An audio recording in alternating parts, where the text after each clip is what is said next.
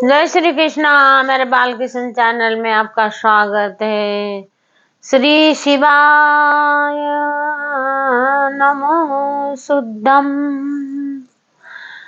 8 अप्रैल को अमावस्या है और उसी दिन सूर्य ग्रहण भी है। सूर्य ग्रहण कोई उपाय, माँ बहने जो भी है, बेटियां, सब कोई भी उपाय करना चाहे उपाय कर सकते हैं इस दिन। एक उपाय है कि सूर्य जल चढ़ाना है, कुछ मीठा डाल के, हल्दी डाल के या कुमकुम डाल के, लाल कलर करके उसमें से सूर्य देव को जल चढ़ाना है। एक ये करना है। पीपल के पेड़ में पानी देना है। पीपल के पेड़ में भी मीठा पानी दे सकते हैं। मीठा पानी देना से गौ माताओं को हरा चारा खिलाना है। रोटी, आटा, जो भी आपका खिलाने का मन करे वो खिलाना है। तो 11 रोटी बना के आप गौ माताओं के लिए धनिया लेना। एक मुट्ठी धनिया ले लिया। धनिया, अब आप कहोगे धनिया का क्या काम है? इनसे धनिया धन है। धनिया धन के प्रति बहुत शुभ है। धनिया तो लक्ष्मी के माँ का वो बहुत प्रिय है। जहाँ धनिया होता है वहाँ लक्ष्मी माँ भरण करती है। तो धनिया, एक मुट्ठी धनिया ले लेना। एक मुट्ठी धनिया लेके 11 रोटी बना लेना। 11 रोटियों में थोड़ा थोड़ा धनिया रख के गौ माताओं को खिला देना। एक गौ माताओं को खिलाओ या और बहुत सारी मिल गई, 11 की 11 मिल गए, एक रोटी सबको धनिया रख के खिला देना। 33 कोटि देव देवता होते, 33 कोटि देव देवताओं को भोग लग जाएगा तो वो आशीर्वाद देंगे। फिर धन से आपका घर, अलमारी, बक्सा जो भी है, बैंक बैलेंस सब भरा रहेगा। जो भी आप उसके बाद करना चाहो, सूर्य ग्रहण के बाद कोई भी काम शुरू करना चाहो, उस काम में बहुत ज्यादा तरक्की होती रहती है। ये रोटियां गौ माताओं को जरूर खिलाना।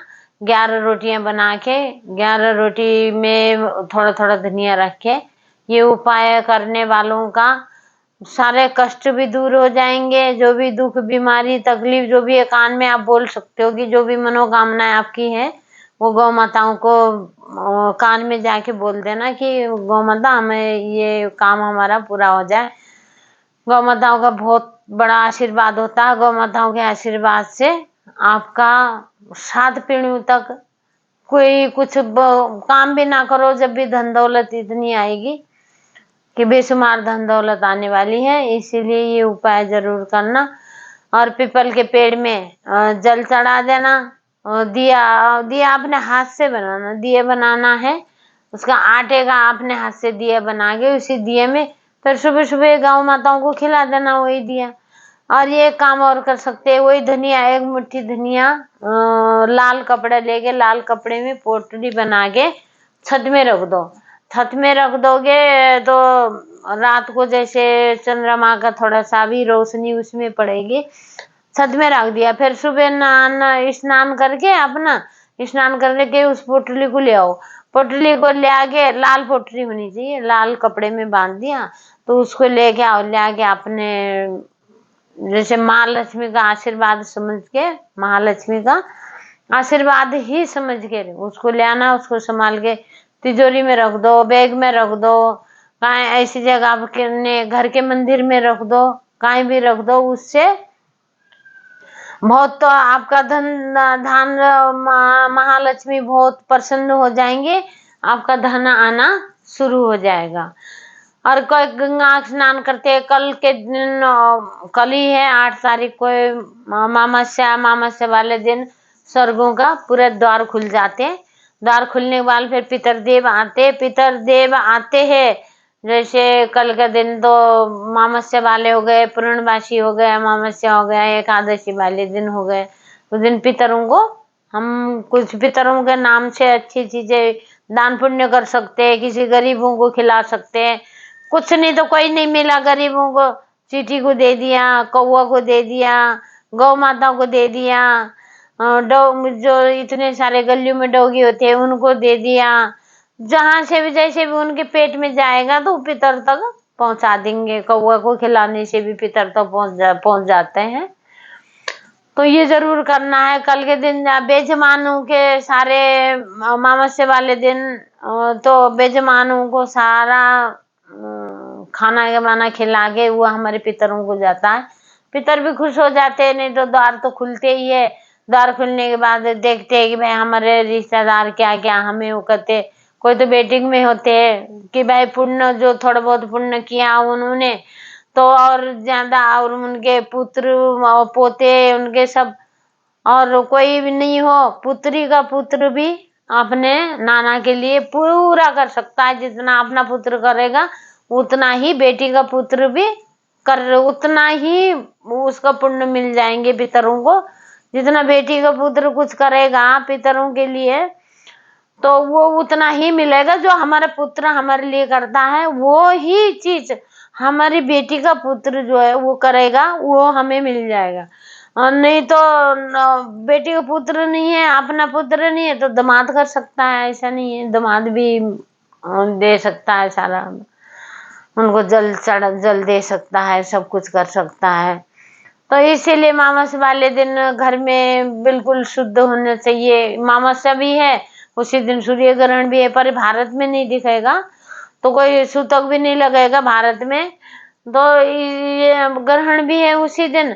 अपना नहा दो, जो खाना वाना बचता है फिर भी तुलसी पत्र आप उसमें रख देना, तुलसी पत्र गंगा जी डाल के, गंगा जल डाल के अपना रख देना, जो खाना बचा होता है बच गया तो। फिर साफ सफाई, घर की साफ सफाई करके, और भगवान को स्पर्श नहीं करना, चाहे कहीं भी लगाओ सूर्य ग्रहण पर, यहाँ दिखेगा नहीं फिर भी एक मान्यता होती है भाई सूर्य ग्रहण है भगवान को स्पर्श क्यों करे।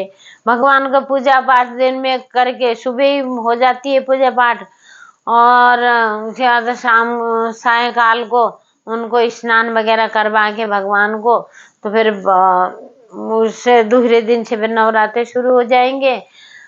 तो ये सारे उपाय करके आप ब्रह्म मुहूर्त में उठने के लिए ब्रह्म मुहूर्त में सबसे बढ़िया है। ब्रह्म मुहूर्त में जो उठता है उठ के आपने हथेली को देखना।